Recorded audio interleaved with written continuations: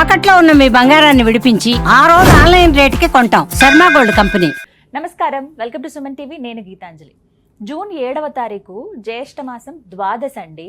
ఈ శుద్ధ ద్వాదశి చాలా విశేషమని చెప్తారు. అలాగే పుత్ర సంతానం కావాలనుకునే వారికి ఇది ఒక గొప్ప యోగంగా కూడా మారబోతోంది. ప్రత్యేకించి కొన్ని పరిహారాలు నియమాలు పాటించడం కూడా ముఖ్యమని అంటారు. అసలు ఆ రోజు విశిష్టత ఏంటి, ఈ వివరాలన్నీ తెలుసుకుందాము. వివరించేందుకు ప్రస్తుతం మనతో పాటు ఉన్నారు ప్రముఖ జ్యోతిషులు బ్రహ్మశ్రీ నందిభట్ల శ్రీహరి శర్మ గురువు గారు. వారితో మాట్లాడదాం. గురుగారు నమస్కారం అండి. వాగర్థావివ సంపృక్తౌ వాగర్థ ప్రతిపత్తయే జగతః పితరౌ వందే పార్వతీ పరమేశ్వరౌ. ఆదిత్యాయ చ సోమాయ మంగళాయ బుధాయ చ గురుశుక్ర శనిభ్యశ్చ రాహవే కేతవే నమః. శృంగేరి జగద్గురు పీఠాధిపతులకి, కంచి పీఠాధిపతులకి నమస్కారములు తెలియచేసుకుంటూ కార్యక్రమాన్ని ప్రారంభిద్దాం. గురుగారు, శనివారం జూన్ 7వ తారీఖు ద్వాదశి. అయితే ఈరోజు విశిష్టత ఏంటంటే సాధారణంగా ప్రతి మాసంలో వచ్చే ద్వాదశే, కానీ ఈ జ్యేష్ఠ మాసమే చాలా ప్రముఖమైందంటారు. అందులో ప్రతి తిథి కూడా ముఖ్యం అంటారు. మరి ఈ ద్వాదశి తిథి ప్రత్యేకత ఏంటండి? ఈ ద్వాదశి తిథిని మనకు సాధారణంగా చెప్పుకోదని ఏంటంటే రామలక్ష్మణ ద్వాదశి అని అంటారు. ఈ ద్వాదశి రోజునే కూర్మ అవతారం ఉద్భవించింది, కూర్మ జయంతి అని అంటారు. అన్నిటికంటే ముఖ్యంగా మనం ఈ రోజున హిందువుగా, అంటే నేషనాలిటీ అంటే ఏంటంటే ఇండియన్ అని ఒక గొప్పగా చెప్పుకోగలిగేటువంటి స్థాయికి ఎదిగిన మనకు కారకుడు ఆదిశంకరాచార్యుల వారు. ఈ ఆదిశంకరాచార్యుల వారి యొక్క అవతార సమాప్తి ఈ రోజున జరిగింది. జ్యేష్ఠ శుద్ధ ద్వాదశి రోజున వారు సిద్ధి పొందడం జరిగింది. ఈ మధ్య మనం శంకర జయంతి జరుపుకున్నాము. ఇప్పుడు ఆయన అవతారం చాలించారు అన్నమాట. ఇది చెప్పవచ్చు. పైగా విష్ణు అంశతో కావాలనుకుని పరితపించే వాళ్ళకి ఈ రోజున కొన్ని నియమాలు పాటించడం ద్వారా విష్ణువాంశ సంభూతులైనటువంటి కుమారుడు కలుగుతాడు. అదే అడగబోతున్నాను. ఇందాక మీరు అన్నప్పుడే నేను ఇంట్రొడక్షన్ లో కూడా చెప్పాను, పుత్ర సంతానం కావాలనుకునే వాళ్ళు ప్రత్యేకంగా అలా ఉంటుందా గురువు గారు? అసలు ఉంటుందమ్మా. ఎందుకంటే ఏ వ్యక్తికైనప్పటికీ కూడానమ్మా, ఇప్పుడంటే రాజులు లేరు, కానీ రాజు అంటే ఏంటమ్మా, ప్రజల్ని కన్నబిడ్డలా పరిపాలిస్తాడు. ఆ రాజు ప్లేస్ లో ఒక సంస్థ యజమాని. ఇప్పుడు కొన్ని వందల మంది ఆయన కింద ఆధారపడి జీవిస్తున్నారు, కొన్ని వందల మంది ఆయన ద్వారా జీవనాన్ని సాగిస్తున్నారు అని అంటే, కుటుంబాలు బాగుపడుతున్నాయంటే ఒక వ్యక్తి కారణం కదా. పైన ఎవరో ఒకరు ఎండి ఉంటారు కదా, ఆ వ్యక్తి విష్ణు అంశ ఉంటేనే ఆ స్థాయికి చేరుకోగలుగుతారు. మరి ఈ కాలంలో నా కొడుకు పెద్దవాడు కావాలి, నా కడుపున ఒక గొప్పవాడు పుట్టాలి, వాడు పెరిగి పెద్ద 10 మందికి ఆసరా కల్పించాలి, 10 మంది జీవితాన్ని నడిపించాలని ఏ తల్లిదండ్రులకు ఉండదమ్మా? అటువంటి విష్ణుంశ సంభూతముతో ఈ జ్యేష్ఠ శుద్ధ ద్వాదశి రోజున ఎవరైతే వ్రతాన్ని ఆచరిస్తారో ఖచ్చితంగా వాళ్ళకి సంతానం విష్ణు అంశతో పుడుతుంది. మరి ఎలాంటివి చేయాలి గురుగారు? నియమాలు ఏమైనా ఉన్నాయా? ఉన్నాయమ్మా. దీనికి నియమాలు కూడా చెప్పుకోదలిస్తే ఇదేమి ఆషామాషిగా మనం చెప్పుకునేది కాదమ్మా, ప్రమాణం కూడా ఉంది. మనకు రామాయణ అంతర్గతంగా చూసినట్లయితే దశరథ మహారాజు వారు చాలా బాధపడుతున్నారు. వివాహమైంది, 3 భార్యలను చేసుకున్నాను, ఎవరికీ సంతానం కలగట్లేదు, అసలు ఏంటి పరిస్థితి, ఇంత వైపరీత్యం ఏంటి అని చెప్పి బాధపడుతున్నప్పుడు ఎవరికైనా కానీ ఏ చిన్న సమస్య వచ్చినా ఎవరి దగ్గరికి వెళ్తారు? గురువు గారి దగ్గరికి వెళ్తారు.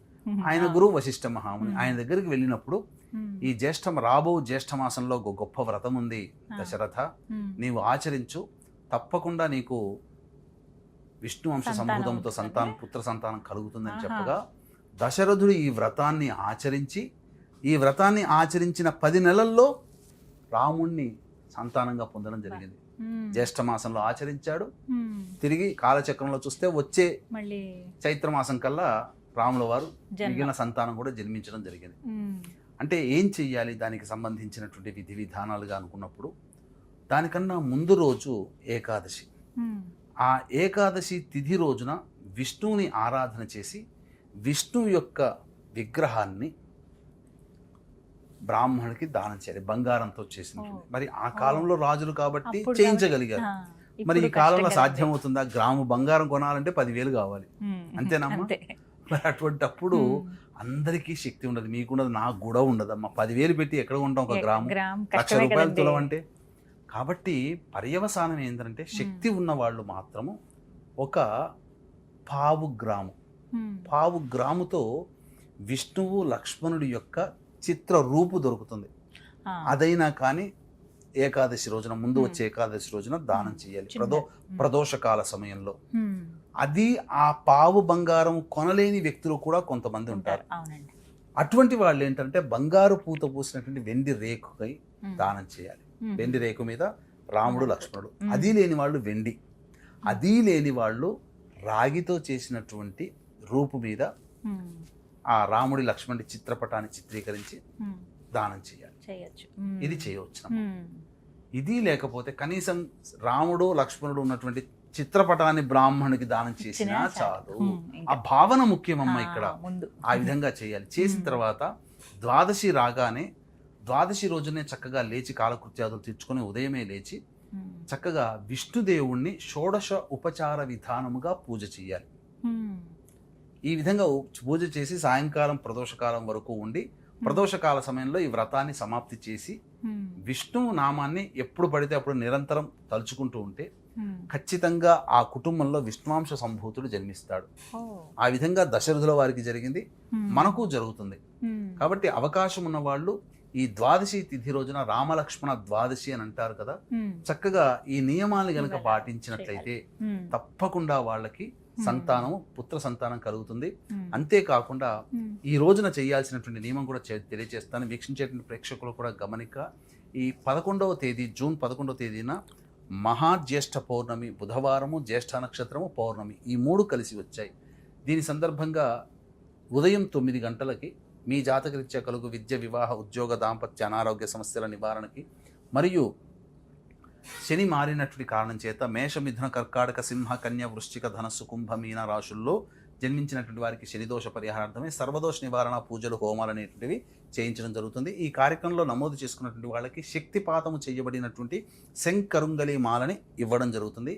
ఈ మాల ధరించడం ద్వారా ముఖ్యంగా వాహన ప్రమాదాలు ఉండవు, నెగిటివ్ ఎనర్జీ వెళ్ళిపోతుంది, పాజిటివ్ ఎనర్జీతో నిత్యము ప్రతి పనిలో విజయాన్ని పొందుతారని చెప్పవచ్చు. అవకాశం ఉన్న వాళ్ళు కార్యక్రమ తదనంతరం కాంటాక్ట్ చేసి పూర్తి వివరాలు తెలుసుకోవచ్చు.